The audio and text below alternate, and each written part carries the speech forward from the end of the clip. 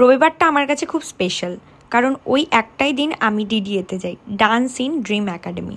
নাচ শিখি আর অনেক মজা করি, উইকে সব গল্প করি ওদের সাথে আফটার ক্লাস। যাই হোক, একটা নতুন অ্যানাউন্সমেন্ট আছে যেটা তোমরা অভিষেকদার মুখ থেকেই শুনে নাও। প্রিপারেশনটা চলছে বেসিক্যালি 22শে মার্চ রবীন্দ্র সদনে 4টে প্রোডাকশন হচ্ছে, আর ফেস্টিভ্যালের নাম হচ্ছে চারবাগ।